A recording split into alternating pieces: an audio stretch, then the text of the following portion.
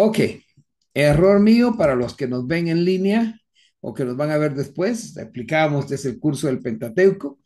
Es un curso de licenciatura, obviamente a través de Ilemia Seti y su servidor, este siervo del Señor que tiene el gusto, la felicidad de poderles introducir a este tema precioso que, que es el Pentateuco y que tampoco estoy.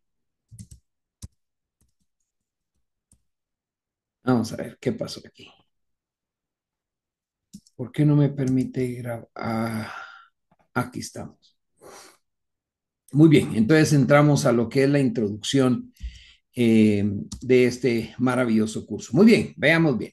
El Pentateuco es también conocido, anoten mucho porque este curso va a tener bastante incidencia en nuestros últimos exámenes. El Pentateuco también es conocido como la Torá. En la palabra correcta se pronuncia, perdón, Torá, la Torá, no el Torá, no la Torá, es la Torá. Esto significa, es una palabra hebrea en sí. Esa no es una palabra ni latina ni griega, es hebrea. Es, Torah es una palabra hebrea y nos trae a nosotros a conocer eh, lo que son los 5 libros de Moisés. El Pentateuco, que son los 5 libros de Moisés, pero que no solo eso significa, sino que es la base, escuchen bien, el Pentateuco es la base de la revelación divina en las escrituras. No es la simple historia de Israel como muchos la quieren poner o qué pasó con Moisés cuando levantó la mano o qué pasó con los piojos. No, esto tiene que ver con una revelación divina de parte del Señor.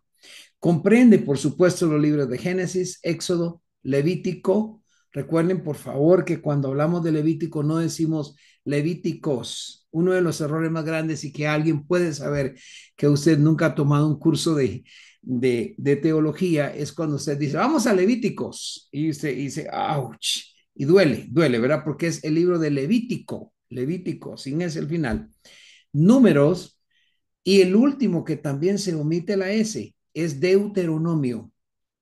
Entonces, cuando usted, por ejemplo, abre su Biblia, usted no dice, vamos al libro de Deuteronomios, porque ni siquiera tiene la S, es al libro de Deuteronomio o al libro de Levítico. Estos cinco libros son los que componen, es el compendio de lo que nosotros conocemos como el Pentateuco, Génesis, Éxodo, Levítico, Números y Deuteronomios.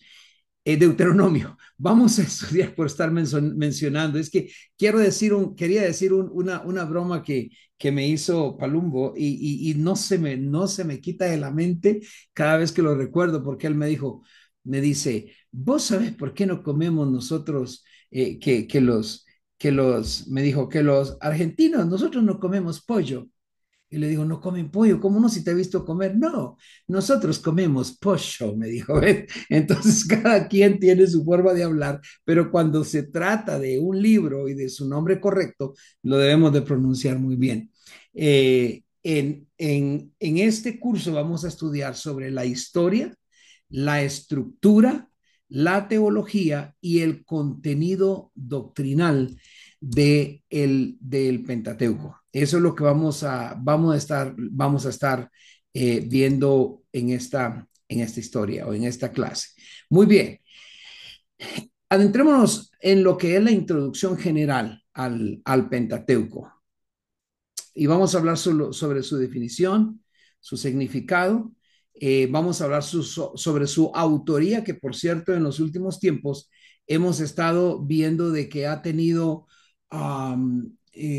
gente, escritores, incluso eruditos que han llegado a ser eruditos de la palabra o de la Biblia únicamente para tratar de quitarle el valor a la Biblia y obviamente para tratar de quitar la autoría del Pentateuco, porque al quitar la autoría, es decir, quién lo hizo, qué es la autoría, quién es el autor.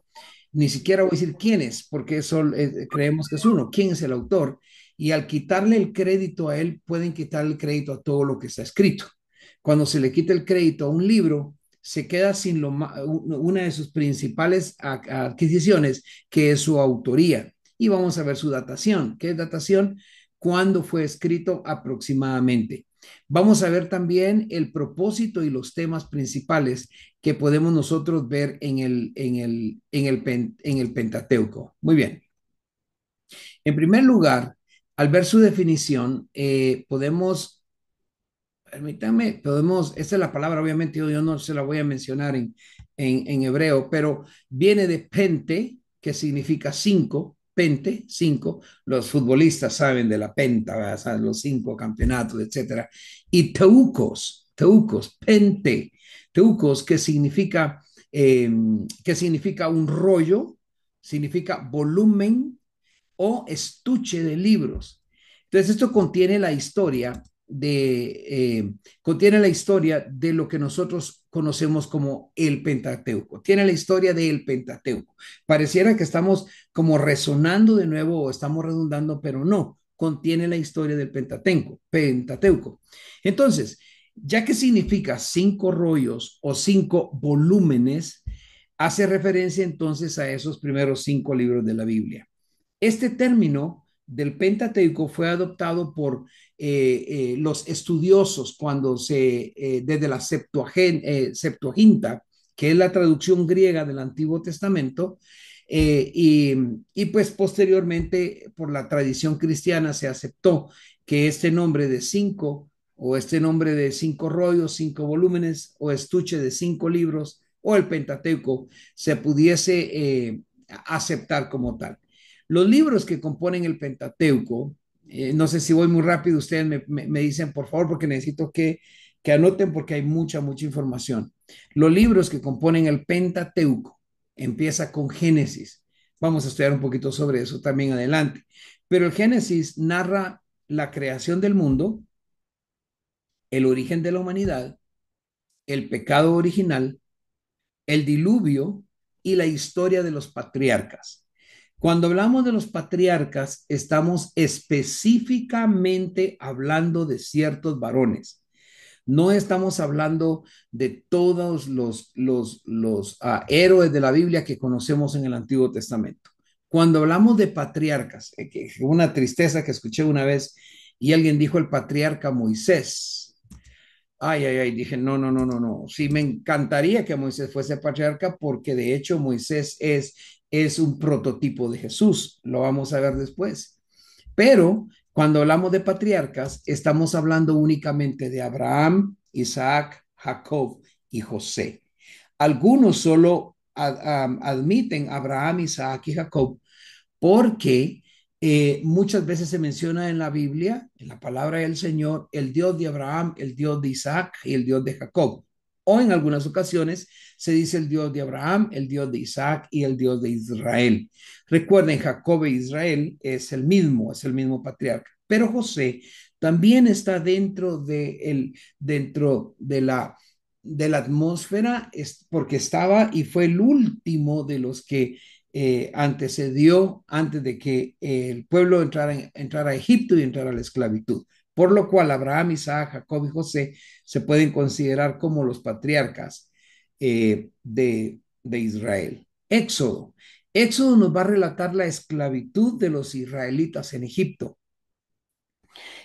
Además de eso, nos va a relatar también la liberación que sucede bajo Moisés.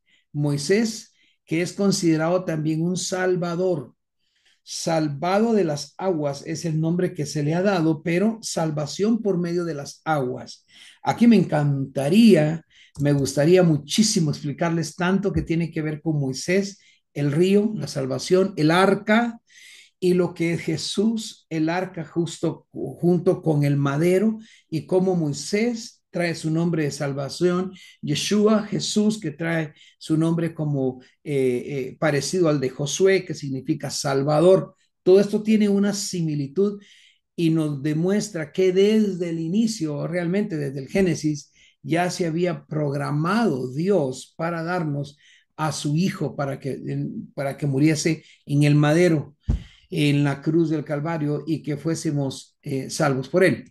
Pero aquí estamos hablando de Moisés en la liberación y cómo Moisés a la vez se le entrega la ley en el monte Sinaí y cómo también Moisés construye el tabernáculo, cómo se le da las indicaciones para construir el tabernáculo. ¿Quién otro construyó tabernáculo? David construyó templo. Nosotros somos templo y morada. Templo y morada significa tabernáculo, pero fue Jesús el que dijo, yo voy a construir mi iglesia. Aquí hay dos constructores que están juntos desde el inicio, ¿ok? Desde el inicio. Acuérdense que en las cristofanías, Moisés y Jesús tuvieron que verse. Esto es, por supuesto, temas muy profundos, pero que están en la palabra del Señor. Por ejemplo, cuando dice la palabra del Señor que Moisés vio a Jehová, Jehová vio que Moisés se acercaba cuando la zarza estaba ardiendo, pero que no se consumía. Y nos dice la palabra que Jehová vio a Moisés. Y luego dice, y Dios le habló. O sea, ahí hay dos más el Espíritu. Quítate los pies, quítate los pies, quítate las sandalias porque el lugar que pisas santo es. Quiere decir, el Espíritu Santo está ocupando este lugar. Tres. Esto pues lo veremos después posiblemente. Y luego, entonces se le entrega de la ley en el Sinaí y la construcción del templo. Estos son los puntos más importantes de Éxodo. Luego, el libro de Levítico contiene las leyes y las regulaciones que debían de tomarse en cuenta en el sacerdocio. Déjame, voy a rogar que, por favor, ¿quién? Está. Ok, muy bien. Sobre el sacerdocio, sobre los sacrificios y sobre la santidad que debían observar los israelitas. Quiero mencionar algo que es muy importante. Para Dios la santidad es tan primordial, es tan importante, la santidad, especialmente en los sacerdotes, es tan importante que Satanás lo ha querido copiar, lo ha querido imitar. Fue por eso que cuando existieron las plagas en Éxodo, los sacerdotes de Faraón no pudieron servir mientras las plagas estaban ocurriendo porque cuando tuvieron piojos estaban inmundos para servir a su Dios con D minúscula. Y por eso cada una de las plagas en el Éxodo vemos cómo Dios las envió. Que aprovecho para responder una pregunta: ¿por qué Dios endureció el corazón de Faraón si de todas maneras quería dejar ir al pueblo? Hubiera sido mejor y el Señor suavizó el corazón de Faraón o habló al corazón de Faraón como habló a los reyes cuando hablaba, por ejemplo, cuando Abraham, ¿verdad? Un rey casi se equivoca con Abraham, o cuando en Babilonia con Ciro. ¿Por qué Dios endureció el corazón de Faraón? Bueno, lo hizo porque Dios utilizó a su mismo enemigo para hacer notar su poder y su gloria contra todas las deidades que existían en Egipto.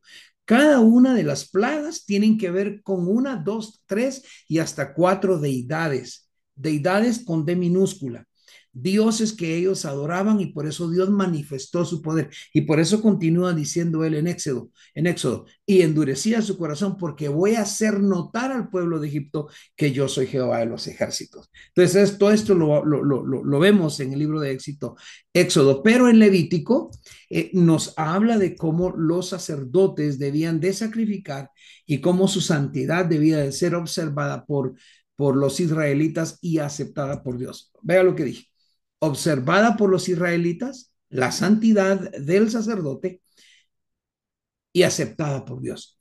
Porque a veces observamos la santidad en alguien, pero no está santo. Entonces Dios no acepta esa clase de santidad. Luego vamos al libro de Números. Y en Números obviamente nos va a describir la travesía increíble del pueblo de Israel por el desierto, ¿verdad? Esto va a incluir los censos, las rebeliones, la preparación para entrar en la tierra prometida. Por cierto, eso me trae a colación un pensamiento que el Señor me daba hoy en la madrugada y me hablaba de Coré. Y escuchen, quiero que todos entendamos muy bien esto. No nos rebelemos contra nuestros líderes que Dios nos ha dado o donde Dios nos ha puesto. Nunca te rebeles, ¿Por qué? Porque Coré cometió uno de los errores más grandes y con ello se llevó a decenas de personas, creo 140 por ahí personas que murieron por el único hecho de que se rebeló contra Moisés. Esto es Coré. Y ese espíritu se está levantando hoy en día. Entonces tengamos cuidado. Cuando alguien tiene algún problema con algún líder de su organización o alguna cobertura, es mejor que lo platiquen juntos para que juntos puedan llegar a una solución. Aún así sea el romper relación, pero que sea bajo la voluntad de Dios y que no sea bajo murmuración. La murmuración es una de las lepras más increíbles que el enemigo puede poner en la vida de uno de nosotros los cristianos y debemos de evitarla. Entonces, rebeliones como la de Coré se vio también acá y se ven números y también cómo se empieza a preparar para entrar en la tierra prometida. Y luego llegamos al número quinto, que es Deuteronomio. Ahora aquí en Deuteronomio vamos a encontrar un compendio. ¿Qué es un compendio? Muchos libros o muchas partes de los discursos de Moisés, antes que Moisés muriese. Ahí él vuelve a repasar la ley y exhorta a Israel a ser fieles a Dios. Quiero preguntarles, ¿quién volvió a repasar lo que había enseñado también antes de irse? Jesús.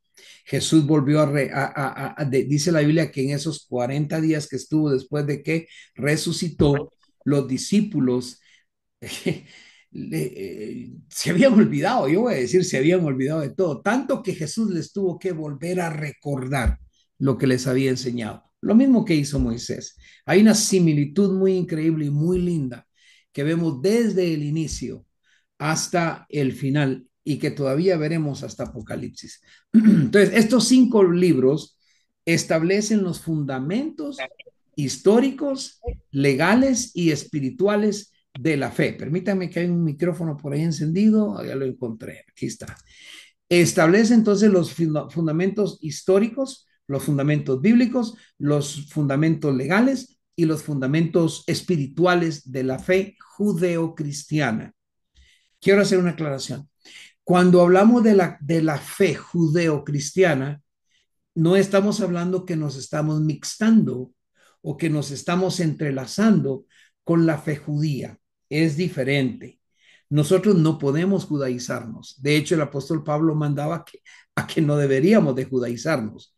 Porque, bueno, a mí no me gustaría judaizarme, ¿verdad? Y no creo que a mí me gustaría volver a la ley. Estoy bajo la gracia, aunque la gracia podría ser muchas veces un poco más dura de cumplir. La ley de la gracia es un poquito más dura de cumplir a veces, cuando no tenemos toda la unción y toda la dirección del Padre. Pero cuando el Padre está con nosotros en su completa, en su plenitud, y la gracia del Hijo está con nosotros en su plenitud, el Espíritu Santo es nuestro amigo y podemos cumplir y hacer todo lo que nos propongamos, porque la palabra nos ampara. Tenemos ese principio, tenemos ese fundamento legal que dice, todo lo puedo en Él. ¿Dónde está el fundamento legal? ¿En que lo puedo yo? No, no, el fundamento legal no es que yo lo puedo, es que en Él. Mi fundamento legal es Cristo. Entonces, todo lo puedo en Cristo. ¿Qué me fortalece? O sea, todo lo puedo en Cristo que me ayuda a hacer las cosas. Entonces el enemigo no puede decir nada porque sí, y me cerraste. Ahí tienes fundamento legal y tienes fundamento espiritual, al decir por lo menos la mención de ese versículo. Entonces, es importante que veamos que estos 5 libros nos dan eso. Siempre les he pedido, siempre que hablen algo, siempre que hablemos algo, siempre que enseñemos algo, no nos emocionemos porque le escuchamos un rema precioso al hermano, qué sé yo, africano, fulano de tal, y empezó a votar gente por todos lados. Y yo voy a tomar eso y voy a hacer lo mismo. No, hay que tener mucho, mucho cuidado porque tenemos que tener fundamentos cristianos, fundamentos legales, fundamentos históricos y fundamentos espirituales para actuar, para profetizar y para ministrar al Señor, del Señor, para el Señor y para los que estamos ministrando. Amén. ¿Alguna pregunta hasta ahora? Dígame que no. Así estoy contento que me entendió. Muy bien, entonces, el Pentateuco, vamos a hablar un poquito sobre el Pentateuco en la tradición judía, la Torah. En el judaísmo, el Pentateuco, voy a repetir, es conocido como la Torá, y es esa palabra hebrea que significa, anote, ojo, la Torá Exacto. significa instrucción, son tres vocablos, instrucción, enseñanza y ley. Entonces, si alguien le dice, no, la Torá significa es solo la ley, no, también necesita enseñanza y también significa instrucción. Las tres van relacionadas, ley, enseñanza e instrucción. Es tan increíble notar que la ley se relaciona con el Padre. Aquí les voy a dar otro poquito. Yo sé que Dios ha sido tan grande y nos ha estado bendiciendo al estudiar la palabra. La ley se relaciona con el Padre. La enseñanza se relaciona con el Hijo Jesús y la instrucción se relaciona con el Espíritu Santo. Entonces, los mismos judíos lo tienen todo, tienen la Trinidad, pero no aceptan a Jesús. Qué triste, ¿no? Pero nosotros, dice la palabra, los que le hemos recibido, a los que creemos en su nombre, nos dio potestad, nos dio derecho de ser llamados, de ser hechos hijos de Dios.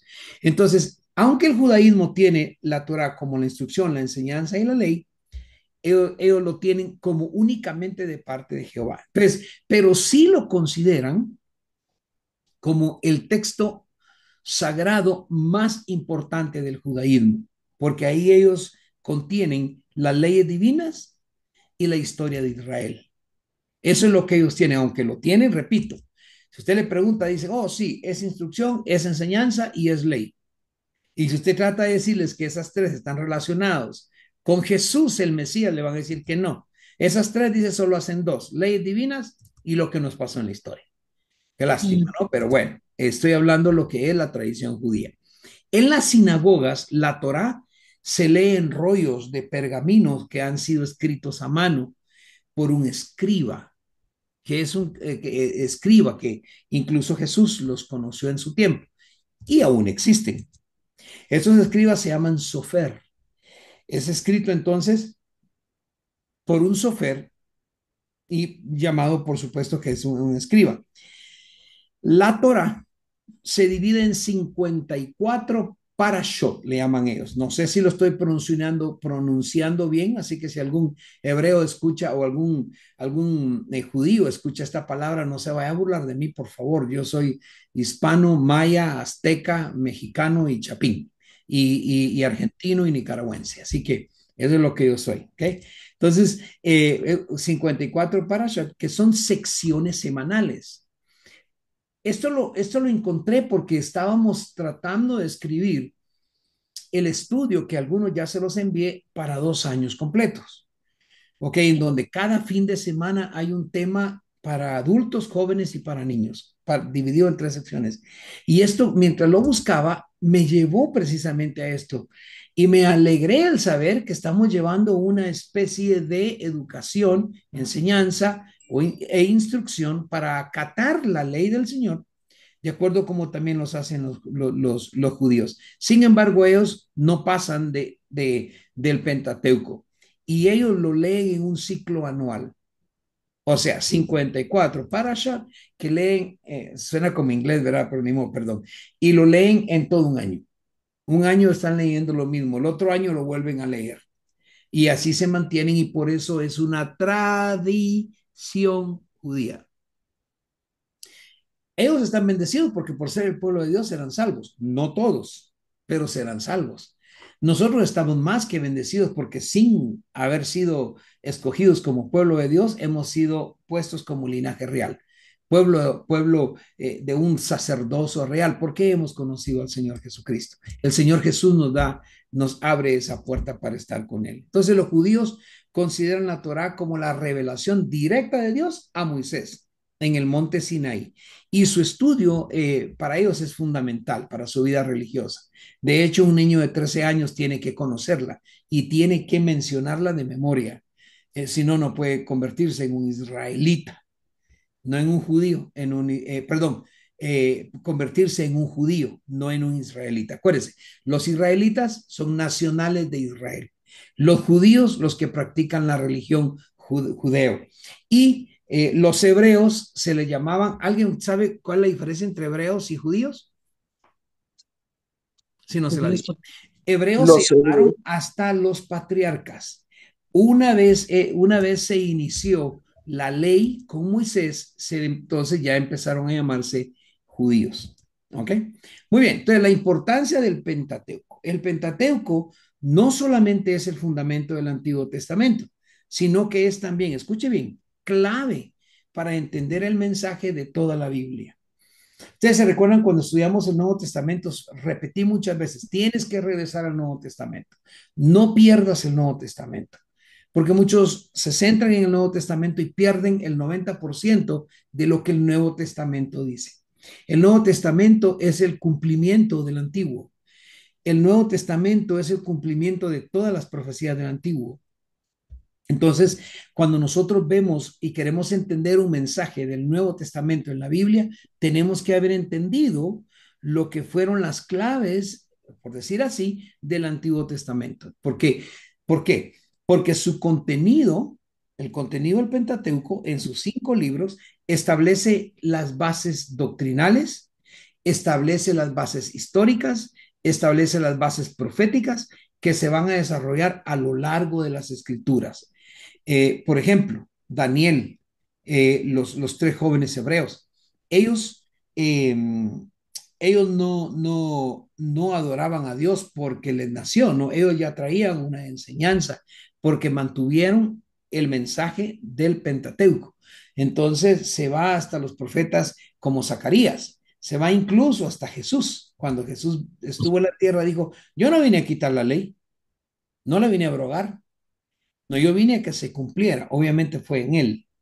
Eso ya lo estudiamos. Se cumplió en él.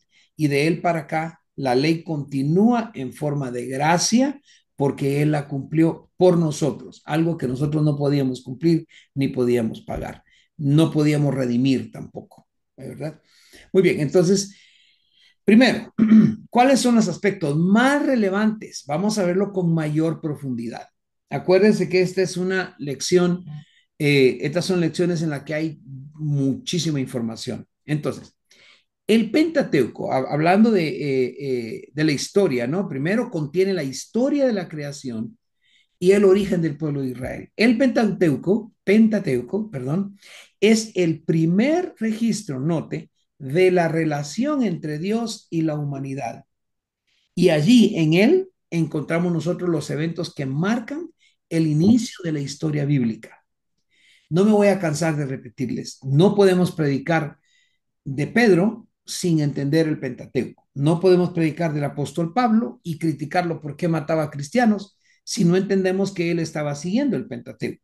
No se puede, no se le puede criticar, se tiene que realmente, se tiene que aducir a que él estaba haciendo un trabajo bueno con relación a lo que él creía, la ley y el Pentateuco.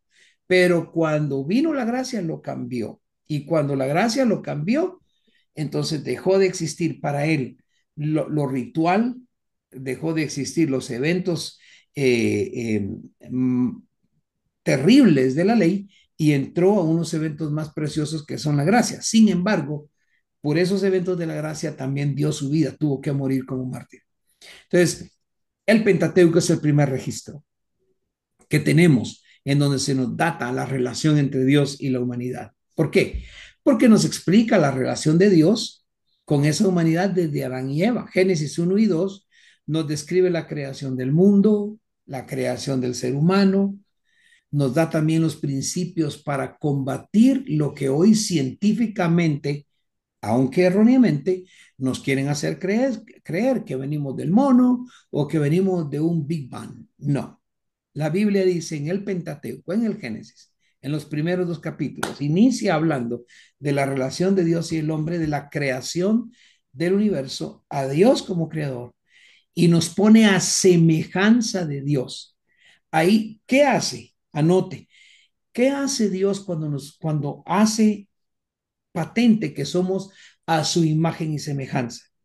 Ahí establece lo que muchos hoy gritan que llaman los derechos humanos, obviamente mal versados hoy y mal ocupados y súper aprovechados para lo mal. Pero ahí establece Dios la dignidad humana. ¿Dónde establece Dios la dignidad humana? Al crearnos y hacernos a su imagen y semejanza. Nos dignificó. y nos dio propósito en la tierra. Vean, Dios no hace nada si no tiene un propósito para ti. Te va a dignificar en alguna situación para usarte con su propósito para tu beneficio. Esto es tremendo. Tú ganas almas no porque, claro, ganamos almas porque el reino de Dios se ha expandido para que sea expandido sobre la tierra, pero el beneficio es tuyo. Es tremendamente asombroso cómo Dios trabaja lo que es la dignidad humana y el propósito, valga la redundancia, divino de Él para nosotros en la tierra.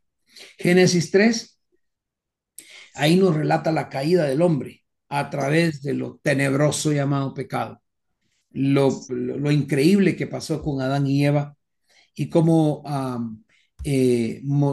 cómo él muestra también a la vez una necesidad de, estas palabras son muy importantes, redención y restauración.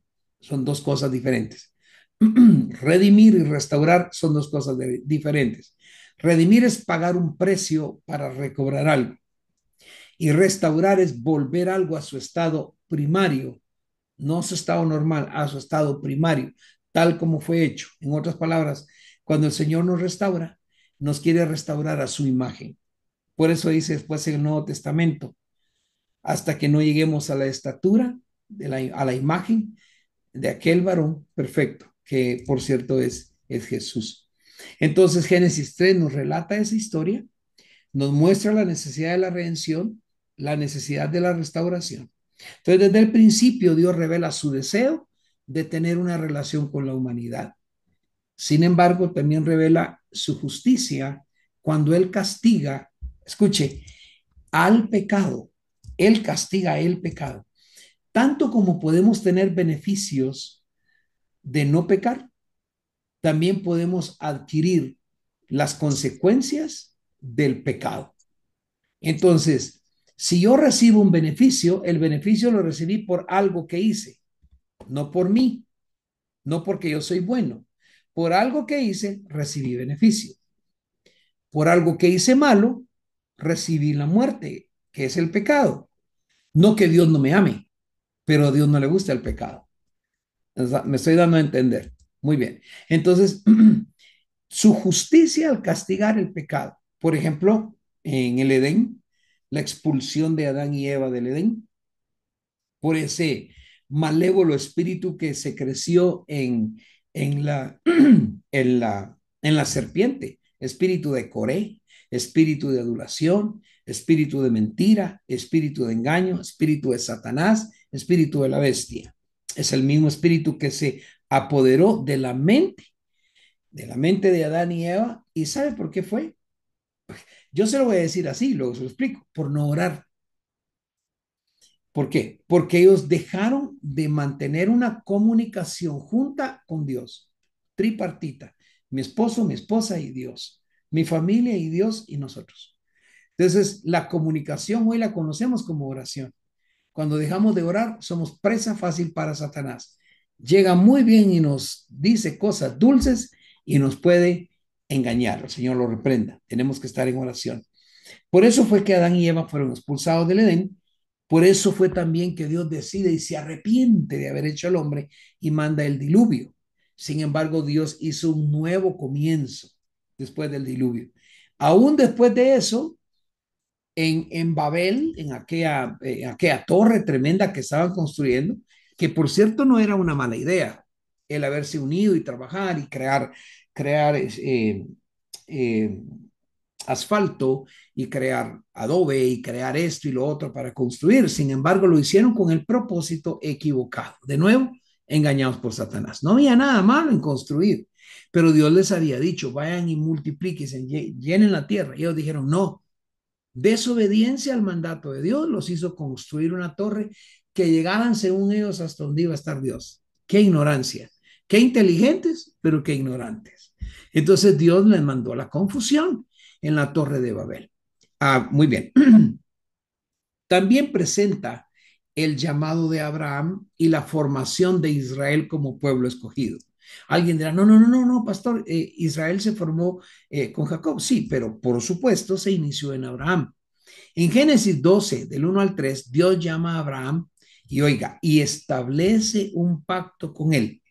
Mire lo que le promete: tierra, descendencia y bendición universal. Le tengo un secreto. La bendición de Abraham, la bendición de Abraham es para nosotros. Gracias por los 4 que levantaron la mano. Es para ti y es para mí. Por eso cuando Dios te pone enfrente de un pedazo de tierra, cree que Dios te dio la bendición del patriarca. Tú di, yo voy a tomar esto porque la Biblia lo dice y yo lo creo. Ojalá que algunos estén creyendo.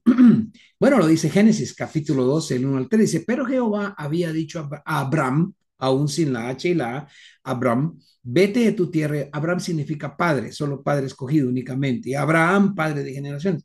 Vete de tu tierra y de tu parentela y de la casa de tu padre a la tierra que te mostraré, y haré de ti una nación grande y te bendeciré y engrandeceré tu nombre y serás bendición.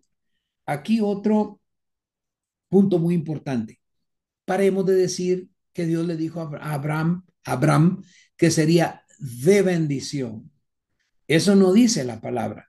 2 letras en un testamento te pueden quitar millones de dólares. 2 letras.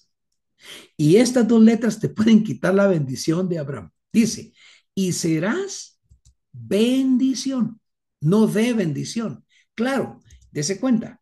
Y serás bendición. En otras palabras, hermanos, nosotros podemos ser fuente de bendición. Porque mire lo que dice después. Dios no le mandó a Abraham a bendecir a nadie. Le dijo, tú vas a ser bendición.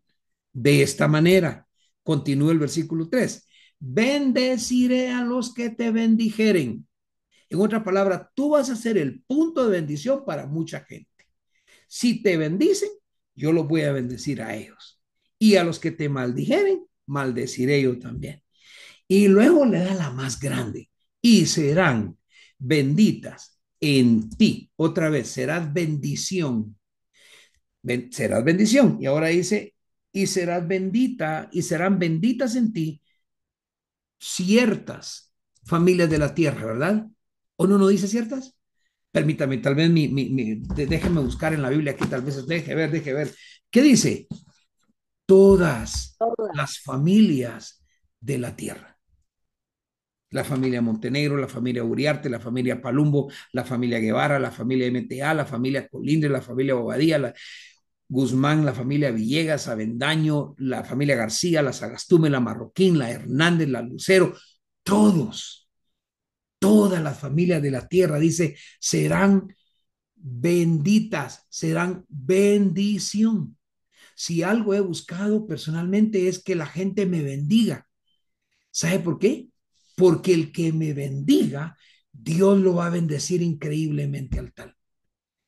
Lástima si hubiese alguien, ahorita pues obviamente no hay, pero si hubiese alguien que me maldijera, entonces la bendición de Abraham me cubre, pero la consecuencia de maldecirme lo alcanza, porque entonces Dios maldecirá al tal.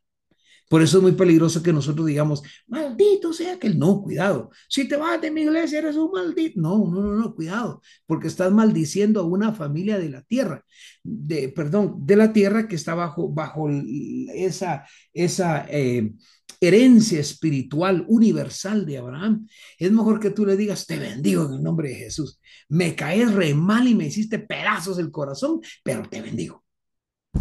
Si Dios te va a bendecir. No hay otra manera porque Dios dice, wow, este sí entendió el Pentateuco. Entonces creemos que vamos a hacer así. Ahora bien, a través de Isaac, a través de Jacob y sus hijos, Israel después se convierte en una gran nación con un propósito divino. Y era ser luz a las naciones y ser testimonio del único Dios y verdadero. Eso nos habla en Génesis. Éxodo nos va a narrar la esclavitud en Egipto y la liberación, por supuesto, del pueblo bajo el liderazgo, del Salvador Moisés, del caudillo llamado Moisés. Y va a marcar el nacimiento de Israel como una nación teocrática. teocrática, creyente en Dios, teo, Dios, crática, que su democracia, que todo lo que son, que lo que vive en la atmósfera de ellos en su vida se redunda y se mueve alrededor de Dios, teocrática.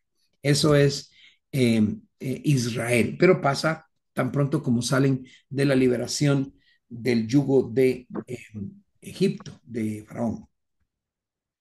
Entonces, estamos viendo que en primer lugar contiene la historia de la creación y el origen del pueblo de Israel, con esos subpuntos que le hablé. Primero, que explica la relación de Dios con el hombre y presenta el llamado de Dios a Abraham y la formación de Israel como un pueblo escogido. Esto es precioso. Segundo, establece la ley y el pacto entre Dios e Israel. Dios establece su pacto con Israel en el monte Moriah, en el monte Sinaí.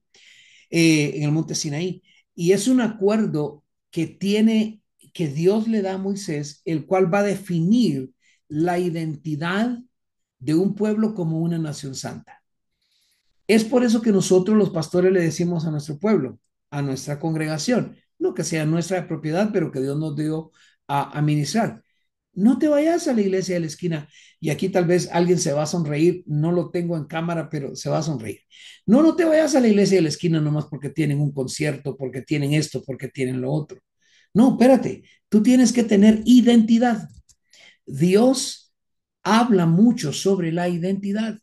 No hay ningún problema que seamos hermanos, no hay ningún problema que dentro de nosotros nos amemos. Por supuesto que no, Dios nos llama a eso, pero tenemos que como grupo, como pueblo, tener identidad a donde pertenecemos. Por eso es que Dios les introduce los 10 mandamientos y todas las leyes mosaicas.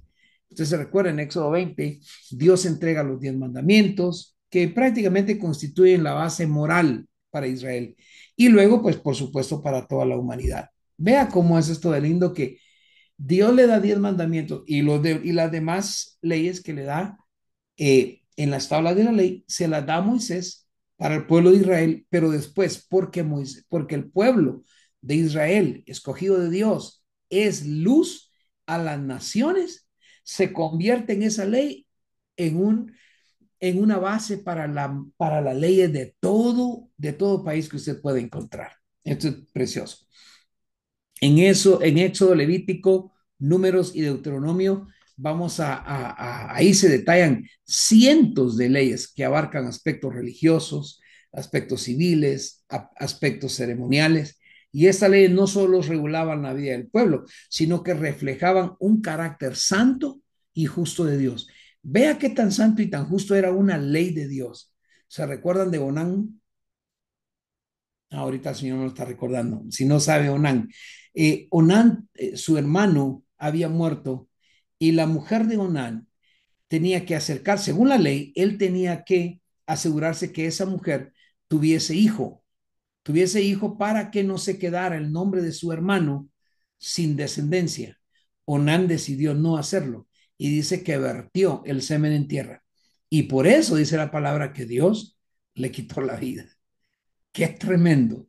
Muchos predicadores utilizan esta parte como para hablar contra o acerca de la masturbación, pero totalmente pierden el verdadero significado. Sí, lo podemos usar, por supuesto, pero pierden el significado primario, que es Onán desobedeció a una ley civil, ceremonial y religiosa impuesta por Dios, una ley que regulaba la vida del pueblo y que reflejaban el carácter de Dios. En otras palabras, Israel tenía que vivir bajo la ley tan bien porque los demás pueblos iban a juzgar o a hablar bien o mal de Dios por lo que el israelita hiciera, por lo que el judío haga.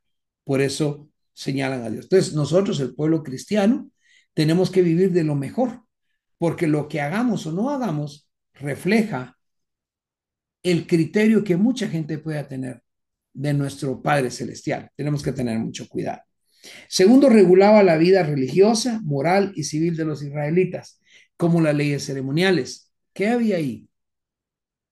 ¿Qué hay en las leyes ceremoniales? Sacrificios, fiestas, el tabernáculo, y mostraban la manera en que Israel debía de acercarse a Dios.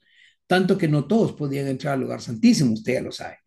Un solo sumo sacerdote, una vez al año, podía entrar ahí. Una ley ceremonial muy increíble. Imagínense que aún esa ley estuviese plasmada en nuestros tiempos. ¿Cuánto pastor, predicador, apóstol, profeta, maestro no tendrían que jalar con con un lazo, ¿verdad? Porque se quedó tirado en en ese lugar santísimo. Bendito Dios, bendito sea el Padre, que el velo se rompió el día que Jesús nos trajo la liberación del pecado a través de la cruz. Aleluya, eso es glorioso. Luego las leyes, esas eran las leyes ceremoniales. Las leyes morales establecían principios de justicia, amor y respeto. Vamos de nuevo, justicia, amor y respeto. Levítico 19:18 decía, oiga esta ley moral, esta no es espiritual, es moral, oiga esta ley, tal vez a alguien le va a servir, por si alguien le hizo algún daño. Oiga, no te vengarás ni guardarás rencor a los hijos de tu pueblo, sino amarás a tu prójimo como a ti mismo. Punto. Yo Jehová. Punto. Qué tremendo. Esa ley moral, es moral, pero está tremenda. ¿Cómo así, Señor? Tú quieres que ame a este, mira lo que me acaba de hacer, pero no te vas a vengar. Claro, por supuesto, el Señor dice, mira, la venganza yo haré. De hecho, Moisés le dice al pueblo en un tiempo, estén tranquilos, estén quietos. De él es la batalla. Como dice el dicho vulgar, ¿verdad? Ustedes tranquilos y yo nervioso. Pero así decía el Señor, de verdad, no se afanen, no tengan nervios. Ustedes tranquilos, que yo voy a pelear la batalla, dijo Moisés, con respecto de Jehová. Luego estaban las leyes civiles que regían la organización social, la organización jurídica del pueblo. Deuteronomio 28 detalla las bendiciones, puede anotarlo y léalo, le va a encantar. Deuteronomio 28 detalla las bendiciones por mantener la obediencia y las maldiciones por la desobediencia. O sea que está aquí resaltando el concepto de responsabilidad del pacto que Dios hizo a través de la ley. Oigan, las tablas de la ley fue un pacto, es un pacto de Dios. Si cumples esto, yo te doy esto. Si no cumples esto, esto te sucederá.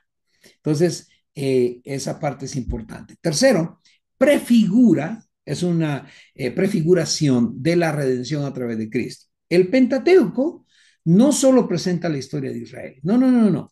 El Pentateuco también apunta proféticamente a Jesucristo y a la obra redentora de Jesús. Por ejemplo, en el cristianismo el Pentateuco se interpreta, anótelo, eso es nuestro, como una sombra de la obra de Jesús. Vea, Génesis 3:15 contiene la primer profecía mesiánica. ¿Qué es mesiánico? Que habla de Jesús, donde se anuncia la victoria final de la simiente de la mujer, María, la que fue virgen, la madre de Jesús, sobre la serpiente, Satanás, pero de la simiente de la mujer, no de la mujer. Por eso yo no puedo orarle a la mujer, a la María Virgen. ¿O cómo es a María la que fue virgen? No le puedo orar a ella. Ella fue un instrumento, pero su simiente sí iba a tener victoria sobre la serpiente, a aquella que engañó a Adán y Eva. Y dice, y pondré enemistad entre ti y la mujer, y entre tu simiente y la suya. Este te herirá en la cabeza y tú le herirás en el calcañar. Entonces, aquí vemos cómo está la primera profecía mesiánica. Luego, Moisés es un tipo de Cristo. Así como Moisés liberó a Israel de Egipto, Jesús nos libera del pecado. La afirmación que yo le estoy dando ahora de Moisés siendo un tipo de Cristo significa que Moisés es una figura o una sombra profética de Jesús en el Antiguo Testamento. En la teología, nosotros utilizamos el término tipo, tipología o un tipo, para referirnos a una persona, a un evento o a un símbolo en el Antiguo Testamento que prefigura a Cristo. Y no solo a Cristo, sino que también su obra redentora en el Nuevo Testamento.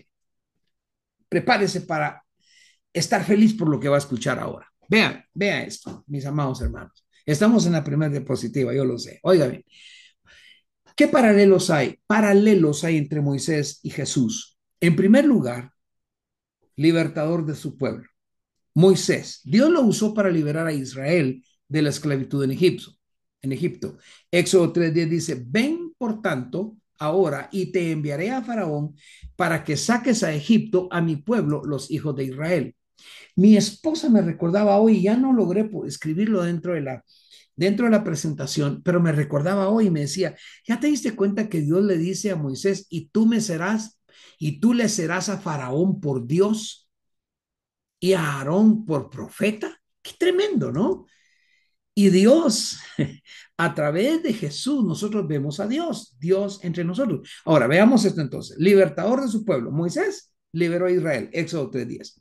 Jesús vino para liberar a la humanidad de la esclavitud del pecado. Juan 8:34 al 36 dice que Jesús le respondió, de cierto os digo que todo aquel que hace pecado, ¿qué es? Esclavo del pecado, Egipto. Y el esclavo dice, no queda en la casa para siempre. El hijo sí queda para siempre. Así que si el hijo os libertare, seréis verdaderamente libres. Un libertador, un caudillo contra el pecado. Jesús, el hijo, el que sí tiene el poder para librarnos del pecado. Moisés libertando al pueblo de la esclavitud de Egipto, del faraón, y el Señor Jesús libertándonos a nosotros, libertándonos de la esclavitud del pecado, de un Egipto horrible llamado mundo. Jesús entonces tiene ese paralelo entre Moisés y él. Tercero, él es un intercesor entre Dios y el pueblo. Intercesor entre Dios y el pueblo.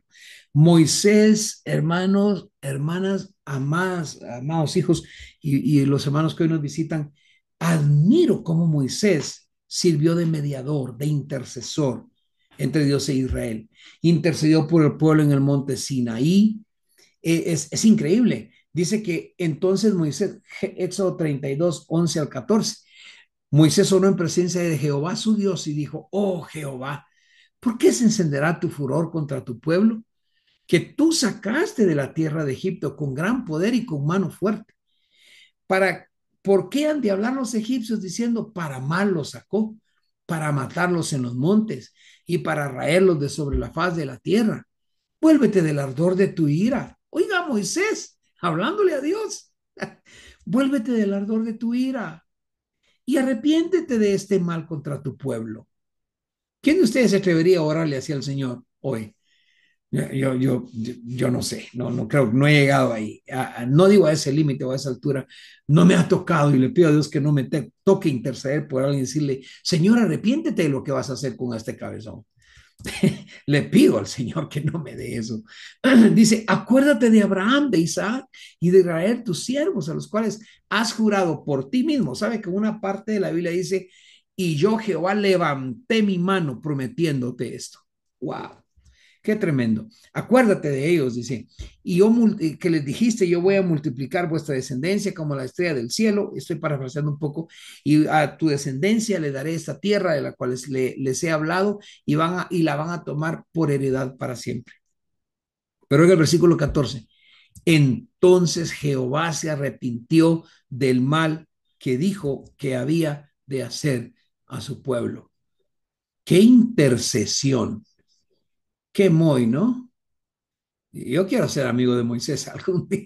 Oye, Moisés, qué bárbaro a lo que te atreviste. Y bueno, entonces el paralelismo que hay entre Moisés como mediador entre Dios e Israel, tenemos a Jesús. Él es el mediador del nuevo pacto. Él intercede por nosotros ante el Padre. Hay dos versículos fundamentales que nos lo dicen. Hebreos 9:15 dice, así que por eso es mediador de un nuevo pacto, para que interviniendo muerte, para la remisión de las transgresiones que había bajo el primer pacto, los llamados. ¿Quiénes son llamados acá? Los llamados. Amén. Reciban la promesa de la herencia eterna.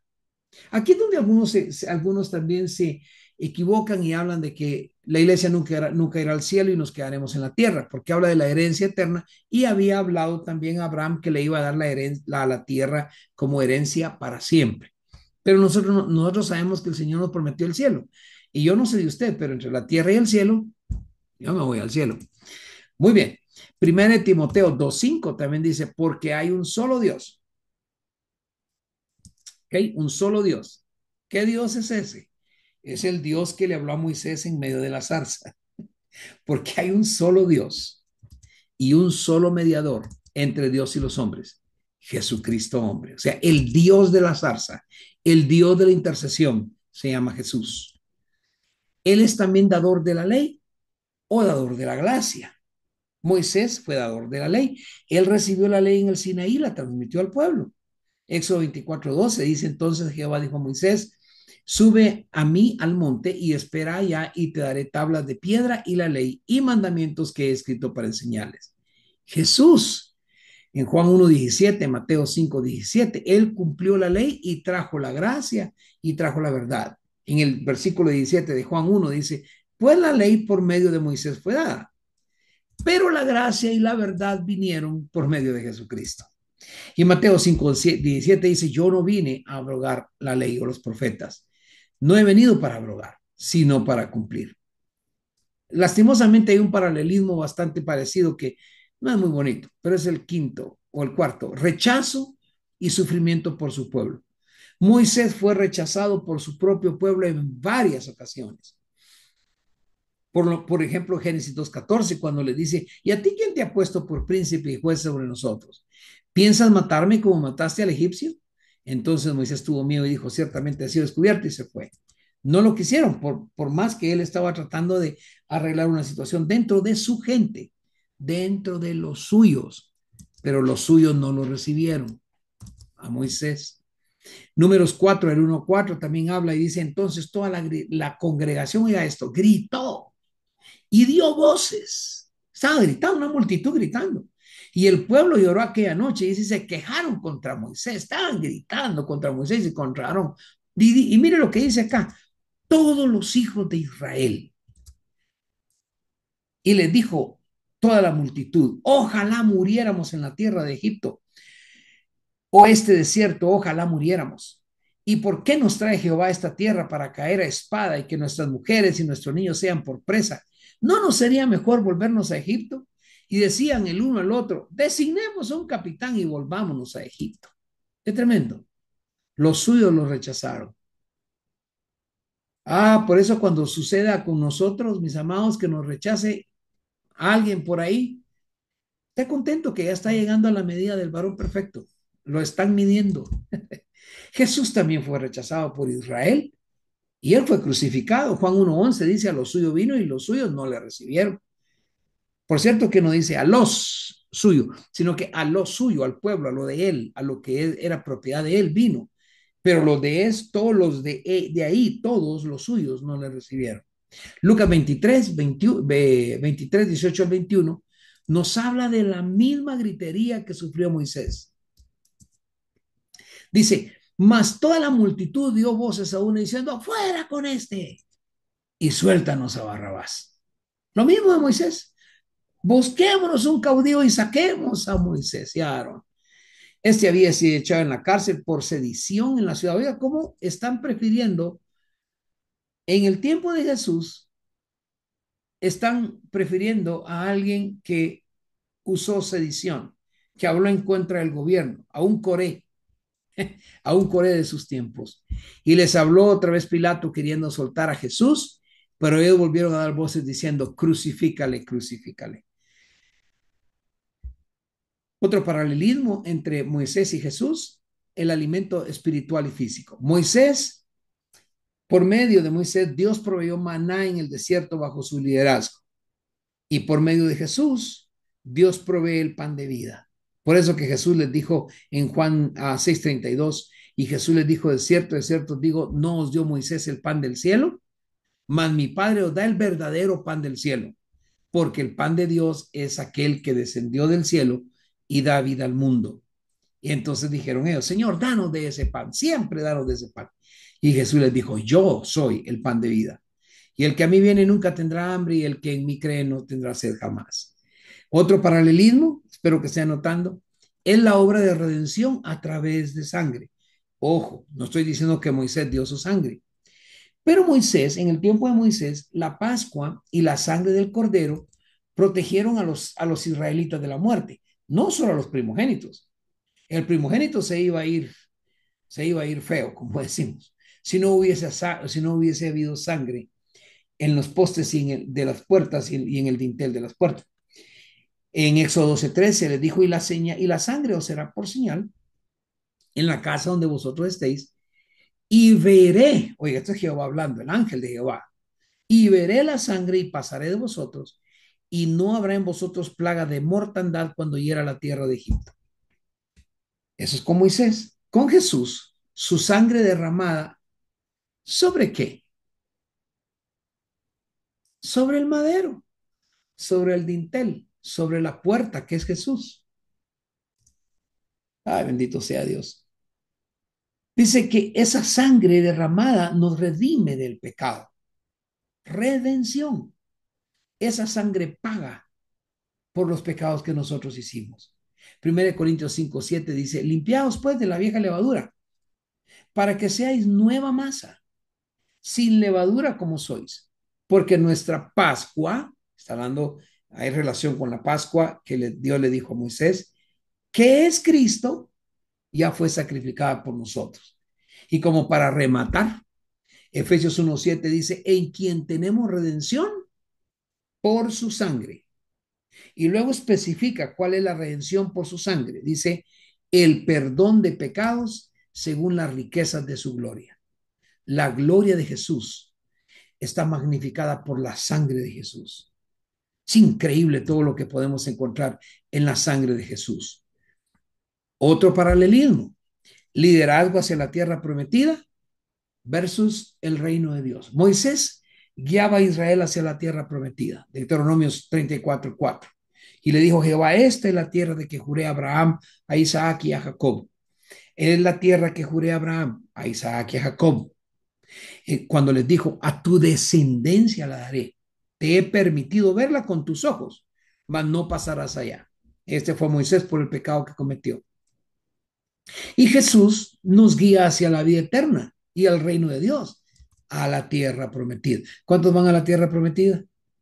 Amén, yo voy a la tierra prometida. Y dése cuenta, Jesús dice, en la casa de mi Padre muchas moradas hay. Juan 14:2-3. Si así no fuera, yo lo hubiera dicho. Voy pues a preparar lugar para vosotros. Y si me fuere y os prepararé el lugar, vendré otra vez y os tomaré a mí mismo. O sea, ya son míos, ya tienen herencia, ya tienen parte, ustedes son descendencia. Yo soy el primogénito de muchos. Él no dice soy el primogénito, pero la Biblia lo dice, el Nuevo Testamento. Él es el primogénito de muchos. Nosotros somos los muchos, lo suyo ahora, y él es el primogénito. Entonces, Moisés fue un precursor de Cristo, preparó el camino para la redención definitiva que vendría luego por los siglos a través de Jesús. Es cierto, Moisés liberó a Israel físicamente, pero Jesús vino a traer una liberación espiritual y eterna. Por eso la Biblia le reconoce como tipo de Cristo. Y aquí está la base fundamental o legal. Hebreos 3:1-6 dice, por tanto, hermanos santos, participantes del llamamiento celestial, considerad, oiga, ¿quién fue el primero? Por favor, al apóstol y sumo sacerdote de nuestra profesión. ¿Quién? Cristo Jesús, el primer apóstol. Es que son 12. No, es que tranquilo. A ellos solo se les dio la oportunidad de que se van a sentar en 12 tronos. Iban a reinar sobre Israel. Pero a los apóstoles del Espíritu Santo, como Jesús, que fue el apóstol del Padre, enviado del Padre. Apóstoles, apóstolos, significa enviado. A nosotros se nos da la libertad de pertenecer a este apostolado sacerdotal sumo. Por eso dice, a considerar al apóstol y sumo sacerdote de nuestra profesión, es decir, nuestro jefe, nuestro sumo. Si solo fuera uno, no fuera sumo. Como hay más, hay sumo. Sumo sacerdote de nuestra profesión, el apóstol. Cristo Jesús, dice la palabra, lo dice el apóstol Pablo. Bueno, tomando en cuenta que yo creo que fue el apóstol Pablo quien escribió Hebreos, algunos no lo creen, pero por la palabra y cómo es escrita, sí creemos que sea el apóstol Pablo. El cual es fiel al que constituyó, oiga, el cual es fiel al que le constituyó, perdón, o sea, al Padre, el Padre lo constituyó. Por eso nadie se autonombre apóstol, ni pastor, ni nada, deje que alguien lo constituya, porque a Jesús, de acuerdo a esta palabra, Dios lo constituyó como apóstol. Por eso dice el versículo 2, Hebreos 3, el cual es fiel al que le constituyó. Ahora vea, qué lindo esto. Como también lo fue Moisés en toda la casa de Dios. Puso el paralelismo entre Moisés y Jesús. Y continúa. Porque de tanto mayor gloria que Moisés es estimado digno este. Cuánto tiene mayor honra que la casa el que la hizo. Porque toda casa es hecha por alguno, pero el que hizo todas las cosas es Dios. Y Moisés dice, a la verdad fue fiel en toda la casa de Dios, como siervo, para testimonio de lo que se iba a decir. Versículo 6, pero Cristo como hijo, como hijo. Por eso es precioso cuando pasamos de siervos a hijos, que nuestra creencia sea de hijos y nuestra profesión sea de siervos. Al entendido, que el Señor le bendiga. Y Moisés fue a la verdad fiel en toda la casa de Dios como siervo, para testimonio de lo que se iba a decir, pero Cristo como hijo sobre su casa, la cual somos nosotros. Espérese, espérese, la cual somos nosotros, su casa, la iglesia que él iba a construir, pero dice, si retenemos firme hasta el fin la confianza y el gloriarnos en la esperanza. Entonces tenemos que ser fieles a los mandamientos, a las ordenanzas que tiene el Señor, con esperanza de que Él va a estar con nosotros. Muy bien, siguiendo. Aquí también hablaremos sobre los sacrificios, la Pascua y el tabernáculo que apuntan al sacrificio de Cristo. ¿Qué horas son? Es 1 hora con 15 minutos. Ya le voy a dejar. Vamos a hablar un poquitito nomás porque le digo, el Pentateuco no es solo decir Génesis, esto, no, ya, qué bueno, los 5 libros y nos fuimos. No, tiene demasiado. Y yo estoy volando sobre la superficie. Los sacrificios, la Pascua y el tabernáculo también apuntan al sacrificio de Cristo. Los sacrificios levíticos eran una representación de la expiación del pecado a través de la sangre. Oiga la palabra, expiación, según Levítico 17:11. Pero anticipaban al sacrificio de Cristo en la cruz, según Hebreos 9:22. Leamos. Levítico 17:11 dice, porque la vida de la carne en la sangre está. Y yo os la he dado para hacer expiación sobre el altar por vuestras almas. Oiga, expiación sobre el altar por vuestras almas. Y la misma sangre hará expiación de la persona. Eso es la ley. Eso está fácil. Usted lo ha predicado. No voy a perder tiempo ahí. Pero Hebreos 9:22 dice, y casi todo es purificado según la ley con sangre. Y sin derramamiento de sangre no se hace remisión. Entonces el Señor, con su derramamiento sobre el madero, sobre ese poste, hizo que la sangre de él nos cubra para que la muerte no llegue a nosotros, aunque la muerte llegue al vecino. Entonces dan gloria a Dios por ello. Bendito sea Jesús. Y la Pascua, en Éxodo 12, señalaba la redención por la sangre del Cordero, una figura clara de Cristo, quien es llamado el Cordero de Dios. Por cierto, por eso los apóstoles, los 12, menos Judas, se le llaman apóstoles del Cordero. Entonces dice Juan 1:29, el siguiente día vio Juan a Jesús que venía a él y dijo, he aquí, este es Juan el Bautista, por cierto, he aquí el Cordero de Dios que quita el pecado del mundo. Ahora ya no solo lo limpia, ahora lo quita, lo erradica. La sangre del Cordero en el altar, allá en el santuario, con los israelitas, los judíos, borraba, lo cubría. Pero la sangre sobre el madero del Cordero, el Hijo de Dios, el Cordero de Dios, quita el pecado del mundo. Por eso nosotros somos limpios de pecado. Por eso es difícil cuando querramos nosotros no darle crédito a una persona que ha pedido perdón, un pastor que se equivocó y venimos con todo, sí, que nunca. Yo escuché, hermanos, un video de una, me reservo el nombre de la asociación, un pastor pecó, sí, pecó. Y él dijo, sí, sí, pequé, perdón, pequé. Se sometió a una disciplina, pasó un tiempo y sabe, lo sacaron, dijeron, llegó el mero mero, no sé de qué, porque no tenía gracia, y lo sacó y dijo, nunca jamás puede volver a pastorear ni a predicar. ¿Qué iba a hacer el hombre si él había sido llamado a predicar?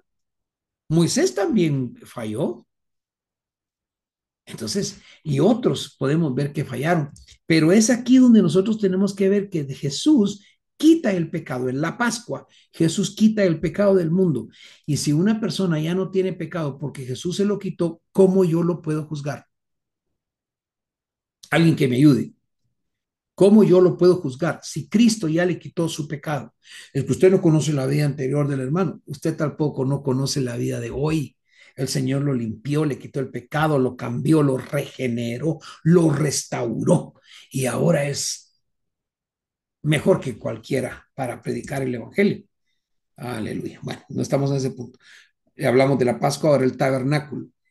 Simbolizaba la presencia de Dios en medio de su pueblo. La gente miraba al tabernáculo como también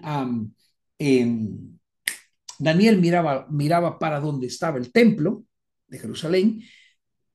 En el tabernáculo los israelitas miraban al tabernáculo, porque ahí se simbolizaba estar la presencia de Dios en medio de su pueblo. Y todos querían estar a la par. De hecho, había una organización de qué tribus estaban alrededor y dónde, en qué parte del tabernáculo, cercano al tabernáculo. Mateo 1:23 dice, bueno, pero, y algo que se cumple plenamente en Jesús es cuando nos habla del nacimiento del Señor. Mateo 1:23 que dice, he aquí una virgen concebirá y dará a luz un hijo y llamará su nombre Emmanuel. ¿Qué quiere decir Emmanuel? Dios con nosotros. O sea, Dios literalmente en medio de la humanidad. Eso quiere decir. Juan 2:19-21 dice, respondió Jesús y les dijo, destruid este templo y en 3 días lo voy a levantar. Ahora, los israelitas, los judíos, como le quieran llamar los hebreos, estaban pensando diciendo, ¿cómo vas a construir? ¿Cómo si se llevó 46 años? Y tú dices que lo levantas en 3 días. Me encanta que la palabra dice, más él estaba hablando de su cuerpo. Ahí vemos las similitudes entonces del Pentateuco cumpliéndose en Jesús. Cuarto, es también un pilar para la doctrina y la enseñanza. Quédese conmigo porque ya vamos a terminar, ya vamos a terminar, no vamos a entrar ni la autoría. Ustedes me quitan mucho el tiempo. Gloria a Dios. Vamos a ver. Entonces, vamos al cuarto. Es un pilar para nuestra doctrina y la enseñanza. El Pentateuco, repito, no solo contiene leyes, no solo contiene historia, no solo contiene preceptos para nuestros tiempos, sino que sirve como una base doctrinal de toda la Biblia. No puedes estar con el Nuevo Testamento sin el Antiguo. Lo citan, el Pentateuco ha sido citado por siempre. Por ejemplo, los profetas, Isaías, Jeremías, Ezequiel, Daniel, constantemente hacen referencia a la ley que se dio en el Pentateuco. Los salmos los salmos y proverbios también citan los principios de la ley. Y el Nuevo Testamento toma el Pentateuco como base para explicar, oiga bien, la salvación, la ley y la gracia. ¿De qué manera? Prácticamente de la manera como he venido observando, como hemos venido haciendo, como hemos venido haciendo estas observaciones del Señor Jesús con relación al Pentateuco. Y en este caso, hasta Jesús mismo lo usó para enseñar. En Mateo 22:37-40, Jesús dice, y él resumió la ley en 2 mandamientos, amar a Dios y amar al prójimo. Y citó Deuteronomio 6:5 y Levítico 19:18 y lo hizo en uno solo. Entonces, también después de su resurrección, en Lucas 24:27, Jesús enseñó a sus discípulos que toda la escritura, oiga, toda la escritura, comenzando desde Moisés, por cierto, aquí Después, cuando hablemos de la autoría, nos dice, aquí Jesús está diciendo, Moisés lo escribió. Toda la escritura, comenzando desde Moisés, hablaba de él. ¿Hablaba de quién? De Jesús. Jesús está diciendo, toda la escritura habla de mí. En mí se cumplió. Capítulo 5, versículo 46 de Juan dice, él declaró que Moisés escribió acerca de él, confirmando la importancia del Pentateuco en la revelación del Mesías. Dice, porque si creyeseis a Moisés, me creerías a mí. Y oiga, porque de mí escribió él. ¿Quién dice que escribió? Moisés. Entonces, cuando hablemos sobre autoría, veremos que hay un sinfín de información tratando de mal informar o desinformar. Pero Jesús aquí dice, Moisés escribió, Moisés habló de mí.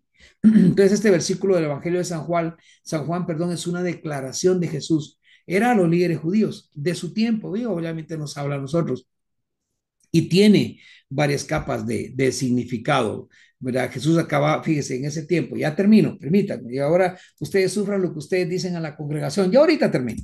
Oiga bien, aunque tenemos 2 horas y vamos un poquito menos de, mucho menos de 2 horas. Oiga bien, en el contexto, Jesús acababa de sanar a un hombre en el día de reposo, lo que provocó obviamente una controversia con todos los líderes religiosos. Y en ese capítulo 5 de San Juan, Jesús defiende su autoridad y su relación con el Padre. Jesús está confrontando la incredulidad de todo ese montón de cabezones, de los líderes judíos, quienes querían afirmar o estaban afirmando que seguían a Moisés, pero rechazaban a Jesús. Entonces, en su significado, Él les dice, por si usted quiere notarlo, en esa parte del versículo, porque si creyeses a Moisés, me creeríais a mí. Aquí Jesús está afirmando que sus enseñanzas y su persona y sus milagros son consistentes con las enseñanzas de Moisés. Esto es lo que afirma este versículo, esto es lo que significa. Moisés, ¿cómo lo pongo? O cómo se lo digo, permítame. Moisés, como el gran profeta, el gran caudillo, el gran salvador del pueblo de Israel y el gran legislador del Antiguo Testamento, obviamente siempre fue una ayuda, perdón, una figura central para los judíos, siempre. ¿Ok? Entonces Jesús señala que la verdadera fe en Moisés les debió llevar a ellos a una fe en él. Eso es lo que significa ese versículo. Porque si creyeseis a Moisés, me creerías a mí. En otras palabras, ustedes no están realmente creyendo toda la Torá. Porque si ustedes creyeran toda la Torá, creyeran también en mí. Es cuando Jesús dice la otra parte del versículo, porque de mí escribió él. Jesús se refiere a las profecías y a los pasajes del Pentateuco, los primeros 5 libros, eh, que hablan de la venida del Mesías. Desde Génesis empieza a hablar mesiánicamente. Entonces, los cristianos interpretamos mucho estos pasajes como referencias a Jesús. ¿Por qué? Porque Jesús mismo lo está diciendo, que Moisés testificó de él en sus escritos. Vean, esta es la alegría, la bendición y el privilegio de ser cristianos. Porque como ya creemos en Jesús, podemos creer en el Antiguo Testamento. El Antiguo Testamento solo debe de reforzar tu fe en Jesús. Alguien tiene que escuchar esta palabra. El Antiguo Testamento solo viene a decirte que tú no vas a ser ni pobre, ni vas a estar en miseria, ni te va a matar Satanás, ni te van a matar las maldiciones, ni tus hijos van a ser perdidos, ni tus hijos se van a perder en la miseria tampoco. Si tú crees lo que dice el Pentateuco, cree en Jesús. Y al creer en Jesús, escúchame, al creer en Jesús, todo lo que fue dicho de Jesús se hace vivido en ti, se hace patente en ti. Este versículo destaca esa conexión entre el Antiguo y el Nuevo Testamento. Bueno, eso le va a decir cualquier escolar, cualquier erudito. Oh, sí, el versículo este destaca la conexión. No, yo no quiero llevarle ahí, yo no quiero llevarle a la letra. Yo quiero llevarle a la realidad. Este versículo destaca cómo Jesús se presenta como el cumplimiento de las escrituras hebreas. Y empecé diciéndote que tú no eres hebreo, pero es que si eres hebreo, eres siervo, tú eres hijo. Y lo de todos los hebreos te tocan a ti. ¿Alguien no quiere recibir esta noche? Siento como empezar a ministrar, pero no estoy ministrando hoy. Ahora bien, ¿qué le llevó a los cabezones del tiempo de Jesús a que no se hiciera patente en ellos? Hay una palabra que el que me la diga, le regalo un chocolate grande cuando venga aquí a Guatemala. ¿Cuál es esa palabra? Ya se los acabo de decir. Lástima que no está Roger porque le diría, Roger, vení, decímelo vos, Roger. ¿Sabe qué fue? ¿Cuál es esta palabra? Incredulidad. La incredulidad de los líderes judíos revela la falta de comprensión de sus propias escrituras. Es increíble, es increíble. Entonces, Jesús nos dice que si, bueno, les dijo a ellos que si ellos verdaderamente creyeran en las escrituras de Moisés, también creerían en él, ya que Moisés había escrito en él. Ese es el resumen de esa parte de ese versículo. Entonces, es importantísimo tener en cuenta que las interpretaciones de este versículo, aunque pueden variar en diferentes tradiciones religiosas y estudiosos de la Biblia, no varían en nosotros los cristianos, porque nosotros creemos que si el Pentateuco es el fundamento teológico e histórico de toda la Biblia, entonces en él se están estableciendo los principios que son esenciales de la creación, el pecado, la redención, la ley, la relación de Dios con su pueblo, todo lo que hemos dicho, pero su importancia no solo se limita, escucha, a la letra, no solo se limita a que tú conozcas eso, no, hermano y hermana, no puedes limitar tú tu conocimiento del Pentateuco a esto, sino que apunta a que proféticamente Cristo había sido hablado desde el inicio y que nos proporciona a nosotros la base para nuestro mensaje del Evangelio. Entonces, finalizo, hoy sí, escuche, sin el Pentateuco no vamos a poder entender el resto de la escritura y más importante, no vamos a poder entender el propósito de la salvación en Cristo Jesús. Eso es muy importante. Amén. Vamos a entender muchas otras cosas más en el futuro cuando tú te dedicas a estudiar la palabra, cuando tú te dedicas primero a decir, Espíritu Santo, voy a abrir la Biblia y voy a escribir. Yo quiero que tú me des escritura, que me des revelación. No me des nada, no, porque no me lo van a creer, pero dame la revelación de la Biblia. A mí me gusta leer la palabra y la verdad es que yo no sé, siempre te lo he dicho, pero ¿sabes por qué el Señor revela? Porque tu Biblia debe parecerse a esto. A esto.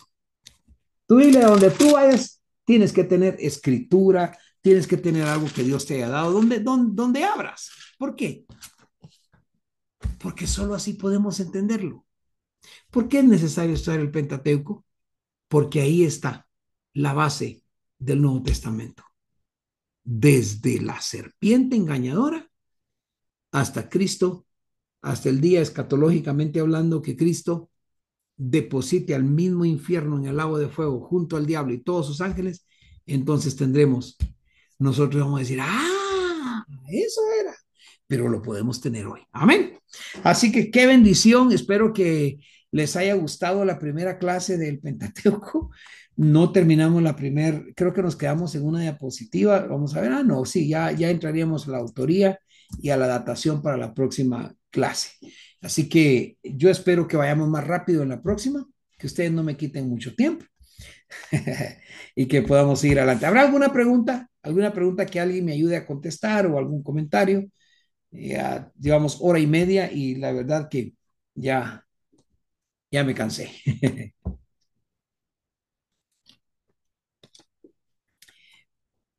¿O todo se entendió Una pregunta, o todos apóstol. se me durmieron?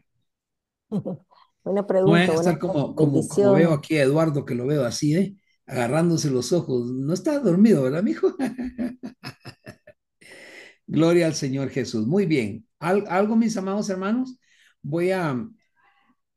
Oh, sí, ¿quién? Por favor. Gracias. Gracias, mi amor. Diana, hija, por favor. Mi pregunta es, desde el principio es cuando dice que la tierra estaba desordenada y vacía y cuando Dios iba a hacer al hombre y dijo, hagamos al hombre a nuestra imagen y semejanza, se decía que, se dice la palabra del Señor, de que el Espíritu de Dios se movía sobre la faz de la agua. Pero cuando Él le dice, y hagamos al hombre a nuestra imagen y semejanza, se refería solamente a hablar con el Espíritu Santo porque se dice que, dice de verdad que la ley era Dios y que según lo que eh, leímos, lo que escuchamos hoy, que la ley era Dios. ¿A dónde está lo que apuntaba? Bueno, que entonces que mi pregunta es que si estaba Jesús también en la ley, eran los tres, Dios, Jesús y el Espíritu Santo. Claro, gracias. Una pregunta muy, pero muy importante. Gracias por hacerlo. En Génesis 1, me robo los versículos, no me acuerdo, 2 y 3, 4 creo por ahí, o 2 y 3. Dice que la tierra estaba, en el principio creó de los cielos y la tierra estaba desordenada y vacía, y el Espíritu de Dios se movía sobre la faz de las aguas. Muy bien. Pero luego, cuando en Génesis 1:26, Dios dice, hagamos al hombre a nuestra imagen, dice a nuestra imagen, conforme a nuestra semejanza. La expresión hagamos no se refiere únicamente al Espíritu Santo, sino que también a Jesucristo. Ahora me dirás, ¿dónde está el fundamento legal? Bueno, vamos que todos sabemos que obviamente en este pasaje que revela la participación de la Trinidad en la creación, Dios Padre, pues obviamente es la fuente de toda creación, eso no tiene objeción, pero Dios Hijo, Jesús, como el verbo, dice la Biblia en Juan 1, 1 al 3, si alguien lo puede encontrar, dice de que por él, para él y por medio de él, alguien lo puede encontrar que lo pueda leer, es lo que dice. Dice, por él, cual todas las cosas fueron creadas. Entonces, si fue creado por él, tenía que haber estado ahí. ¿Ok? Y luego Dios Espíritu Santo, porque obviamente se movía, estaba moviéndose sobre la faz de las aguas. ¿Vamos bien hasta ahí? ¿Alguien encontró Juan 1 del 1 al 3? Ok, vamos a ver, voy a tener que poner en mis lentes. Juan está en el Nuevo Testamento, hermanos. Es uno de los evangelios. Está después de Lucas, antes de Hechos. Dice apóstol en el nombre del Ujú. Padre, el Hijo y el Espíritu Santo. Amén. En el principio era el verbo, y el verbo estaba con Dios, y el verbo era Dios. Este estaba en el principio con Dios, todas las cosas por medio de él fueron hechas, y sin él nada de lo que ha sido hecho fue. Ok, ok, muchas gracias. Muy bien, entonces nos habla que estaban los tres. Y si vamos a Colosenses 1:16, también Pablo afirma que Jesús participó en la creación.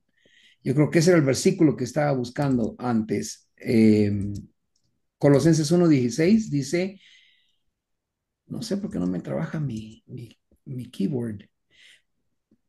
Vamos a ver, Colosenses. Dice, por medio de él fueron creadas todas las Ujú. cosas en el cielo y en la tierra, visibles e invisibles, Ok, sean tronos, dice, sí, poderes, principados o autoridades, toda ha sido creado por medio de él y para él. gloria a Amén. Dios. Entonces aquí nos habla que la Trinidad, la Trinidad completa participó en la creación del universo y del hombre, de hecho, de todas las cosas. Algo más que le quiero añadir ahí para aquellos que entienden, que quieren entender más de esto. Cuando dice hagamos, está hablando de una comunión divina de la Trinidad, lo que significa obviamente que Jesús estuvo en la creación de la humanidad y de todo, y donde también estuvo involucrado el Espíritu Santo. Pero fíjense que cuando él crea al hombre, porque él ya había creado, ya había habido muchos años, no se sabe cuántos años específicamente habían existido, desde la creación del universo hasta el tiempo que estaba desolado. Muchos creemos de que Dios, después de que creó el universo, pasó mucho tiempo antes de crear al hombre, y entre el lapso de crear al hombre y crear el universo, también creó a Satanás. Satanás, el Señor lo reprenda, también fue un arcángel creado. Él no nació por bueno, él también lo crearon. Y quiero decirle esto, que está un poquito fuera de, pero que siempre lo he creído firmemente en mi corazón. Creo que el enemigo conoce a Palumbo. Voy a usar el nombre de Palumbo porque lo quiero mucho. Palumbo, su nombre no es Juan Manuel Palumbo. Ese es el nombre terrenal, terrícola, que tiene aquí el amigo extraterrestre, porque él no es de este mundo. Él es de otro mundo. El Señor nos hizo y dice, no somos de este mundo. Entonces, en el cielo, o en el, donde quiera que fuimos creados, prácticamente creo que en la tierra, porque tomó polvo de la tierra y nos formó, eh, yo creo firmemente que Satanás también estaba viendo, y habían ángeles y arcángeles, había una creación, todas expectantes a lo que la Trinidad estaba creando. Entonces, cuando creó a Palumbo, no quiero decir Adán porque Adán se equivocó. Entonces, cuando creó a Palumbo, Dios le designó. ¿Se recuerdan que dijimos que Dios no crea nada ni te da nada sin un propósito divino? Entonces estoy seguro que Dios, cuando creó a Palumbo, le dijo, mira, tu nombre es este, hoy no lo vas a saber, pero te voy a poner allá en Buenos Aires, Argentina, vas a ser pastor, vas a ser luego apóstol, vas a predicar mi palabra y vas a hacer esto y esto y esto y esto y esto. Se lo dijo a su interior. Ya le voy a decir por qué lo creo. Y el enemigo también lo escuchó. Por eso es que el enemigo conoce lo que nos gusta, conoce lo que nos atrae, conoce lo que nos molesta y conoce a dónde queremos ir. Y conoce nuestro proyecto y conoce nuestro propósito. Lo que no conoce es nuestro final, porque Él trata de hacer un final para nosotros y el único final que podemos tener es en Cristo. ¿Por qué? Porque la Biblia es muy linda cuando nos deja saber que Satanás siempre ha estado para su propósito único, que es de no permitir que la creación de Dios o que Dios sea manifestado en la tierra. El reino de Dios va a ser manifestado únicamente a través de nosotros. Y por eso Dios nos designó para traer esta gloria a la tierra, la gloria del reino de Dios. Por eso el enemigo nos conoce. ¿Dónde lo sé? Porque dice que nos conoció antes de la fundación del mundo. Eso quiere decir que cuando yo, ¿por qué sigo mencionando a Palumbo? Porque lo conozco. ¿Por qué lo conozco? Porque sé su nombre, le he dado la mano y he platicado con él y conozco que no le gusta el post-show. Me voy a explicar, lo conozco. Entonces Dios tuvo que conocernos a nosotros. Permíteme, por favor. Dios tuvo que conocernos a nosotros y nos tuvo que dar todo esto, y tuvo que haber estado Jesucristo y tuvo que haber estado el Espíritu Santo y tuvo que haber estado el Padre para que nosotros recibamos toda la gracia, el amor del Padre, la gracia del Hijo y la bendición y la llenura y coinonía del Espíritu Santo. Amén. Amén. Gloria a Dios. Apóstol, Sí. además en Génesis 1:2 dice, la cita bíblica dice que el Espíritu de Dios, el que la tierra estaba desordenada y vacía en las tinieblas y que el Espíritu Santo se movía sobre la faz de las aguas. Entonces ahí también está fundamentado que el Espíritu Santo estaba en la creación también, junto Muy bien. con Dios. Correcto. Muy bien. Muy bien, mis amados. Voy a rogar que al final se quede, por favor, Fer. Si estás por ahí, no está Francisco, ¿verdad? ¿Está Francisco? Sí anda por ahí, apóstol, viene en carretera, pero ahí vi su Ok. nombre. Y necesito que se quede Apóstol Avendaño y am, vamos a ver, ¿a quién le dije? Los apóstoles Avendaño, por favor, se quedan Jazz y el apóstol y Fernando, digo Fernanda y Francisco. Necesito hablar con ustedes algo urgente. No es nada malo, tranquilos, no es nada malo, es cosa buena. Gracias a Dios. Muy bien. Entonces, si no hay algo más, yo voy a pedirle a mi esposa que por favor nos despida con palabras de oración. Palumbo, gracias por estar con nosotros, a los amados pastores Guevara también allá, gracias por estar con nosotros desde el precioso lugar llamado San, ¿qué es? Se me olvidó ahorita. San Raimundo, muy bien, San Raimundo, que Dios me los bendiga y los amamos en el nombre de Jesús. Muy bien. Dina, bienvenida también, y no sé quién más, todos los demás estamos ya acostumbrados acá. Oremos por hermana Mayrita, ya no está, nunca faltan los castillos, pero hoy tuvo una situación en su pueblo y esperemos que todo haya salido bien y que venga bien en camino también. Amén. Bendigo a Tierra Fértil, los bendigo a todos, por Amén. favor, a todos, al pastor Rodolfo, a todos. Si no digo su nombre, no menciono su nombre, perdónenme, pero a Ingrid Marroquín, Asis Agastumi, José García, Diana Montenegro, Dina Guevara, Tierra Fértil, Eduardo Colindres, Fer Marcos, me bendigo a mí también, Esmer Guzmán, Juan Palumbo, Donaldo, Francisco, Javier, los bendigo en el nombre de Jesús. Gloria a Dios. Oramos, mi amor, por favor. Solo a mí no me bendijo. Bendigo a Pastor Araceli. Que Dios les bendiga a todos, hermanos. Una bendición poderles ver nuevamente. Y gracias, apóstol. Una clase muy linda, muy preciosa, donde creo que no solo yo he aprendido. Y si no, pues estamos reaprendiendo y si no, estamos recordando. Y gracias a Dios por todo. Amén. Te bendigo y veo el sacrificio, el esfuerzo que haces por traer esta clase. Yo también quisiera recibirla de parte de mi padre espiritual, pero no me la da. Así que son privilegiados algunos. Yo soy Vamos a tu orar. padre espiritual, ya vamos a hablar de eso. Nada, Mi padre ministerial. yo Eh, soy tu papito ministerial. sí. Así que les bendecimos. Ya una bendición ver al apóstol de Argentina, Palumbo. Dios le bendiga mucho, mucho, mucho, mucho más a todos. De verdad quisiera estar ahí con cada uno y darles un abrazo y bendecir sus vidas físicamente, pero lo hacemos desde acá y para el Señor no hay distancia, ¿verdad? Vamos a orar y les amamos mucho a cada uno, les rogamos sus oraciones. Necesitamos de verdad sus oraciones. eh, y yo sé que el Señor sigue obrando de una manera sobrenatural. Amén. Vamos a ponernos en las manos del Señor. Dios bendiga a Nicaragua también, a nuestra amada hermana pastora, que el Padre le bendiga mucho, mucho más. Amén. Pronto estaremos en Nicaragua. Vamos a orar. Padre, en el nombre poderoso de Jesús, nos acercamos a tu presencia, Señor, para darte gracias.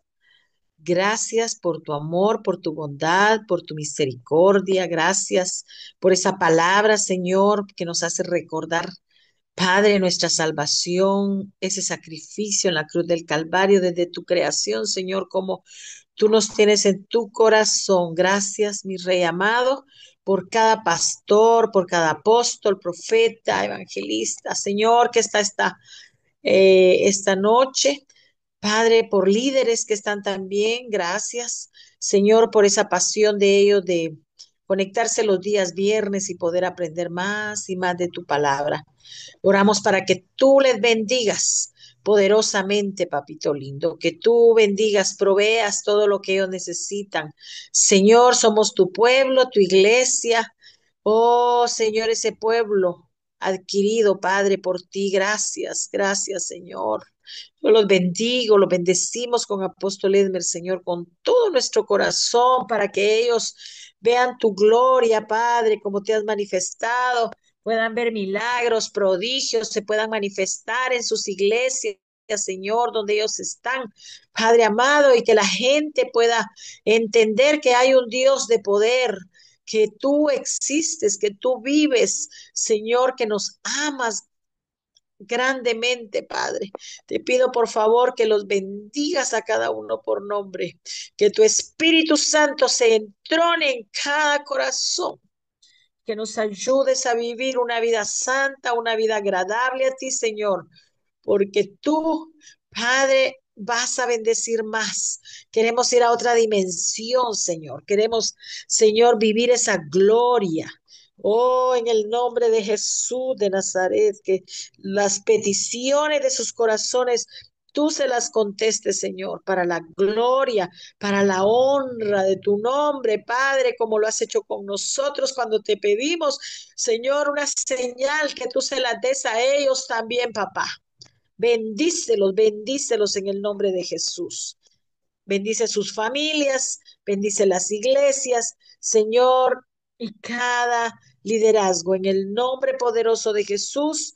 Que este fin de semana, Señor, sea un fin de semana próspero, un fin de semana donde tu presencia no falte en cada reunión que tengamos con tus hijos.